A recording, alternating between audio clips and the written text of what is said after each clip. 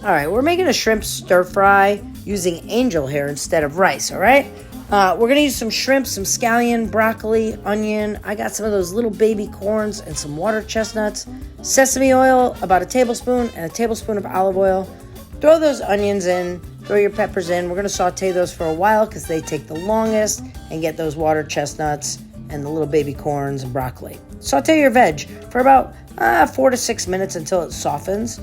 And then we're going to add about a quarter cup of soy sauce. I'm going to add a little bit more so it doesn't look like a quarter cup there. You're going to add your shrimp.